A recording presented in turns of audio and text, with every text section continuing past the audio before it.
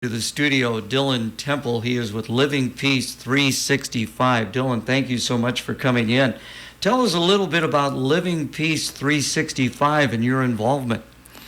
Yeah, so again, my name's Dylan Temple. I work at Clinton Community College and was brought on to Living Peace 365 by just some recommendations. So I'm relatively a new member. I came in about October, so my knowledge is still kind of blooming on Living Peace and all that we provide and do out in our community. But like I said, I just recently got involved. We're a community-wide conglomerate, if you will, or coalition.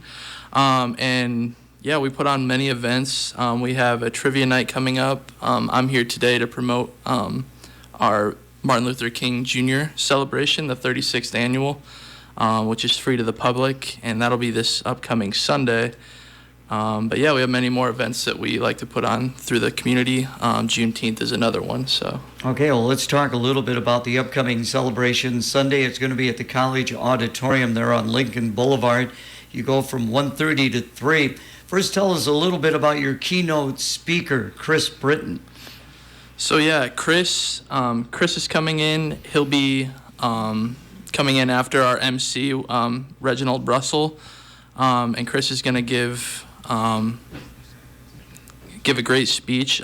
We're actually planning to, and this is kind of Chris's idea, write a letter to Dr. King about how much we have accomplished so far, but just how far we still have to go moving forward. We'll also have a peace, blessing, and prayer to enlighten how many religions are in our community.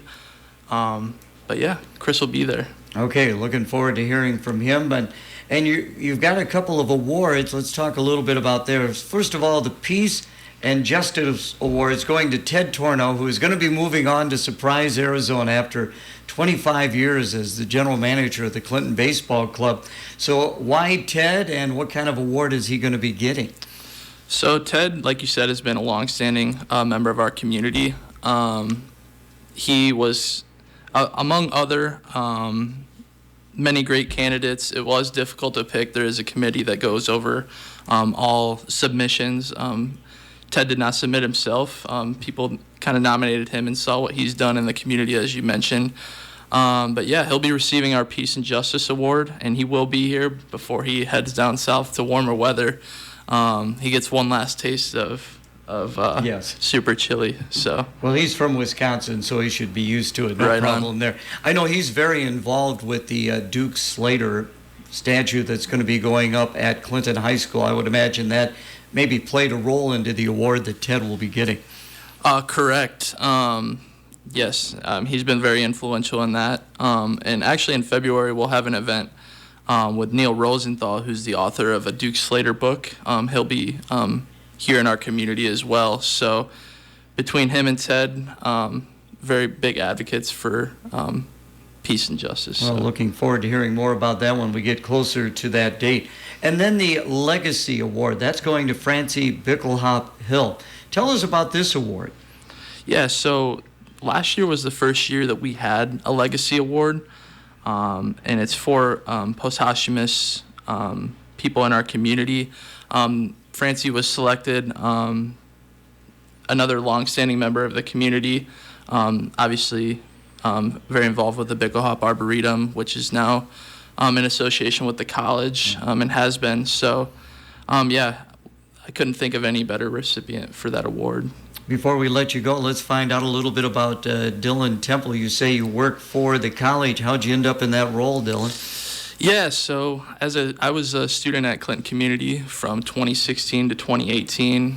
Went on to Western Illinois, did my degree, ended up working in athletics for about 2 years, still in the Quad City area, but just kind of had a calling to come back to Clinton and Clinton Community College. So I work in student engagement, and so we're working to put on activities for our students. They actually come back next week on Tuesday. We have some Welcome Week activities planned.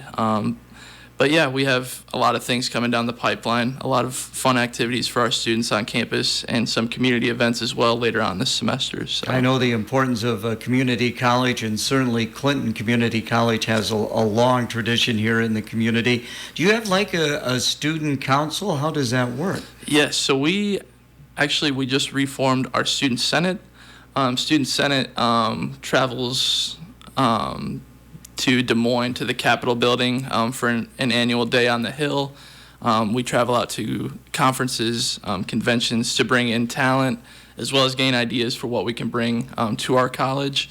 And that student senate is kind of the governing body of our students there at the college. So any proposals that come from clubs or organizations on campus, we like to push those through and promote their prosperation with our college. So. Very interesting. And again, the 36th annual Martin Luther King Jr. celebration is this Sunday. Bundle up before you come out. It's going to be cold on Sunday, but you're planning on still holding it. I know the Eagle Watch has been postponed. Correct. Saturday's Eagle Watch at the college has been postponed. I had a little bit of involvement, not with postponing it, but I mean, that's Mother Nature. So, but yes, Sunday's event will run as scheduled, so we'll see you guys at about 1:30. Okay, again, it's at the college on 1000 Lincoln Boulevard. Dylan, thank you so much for coming in. Best of luck. No, thank you for having me. The world's on fire.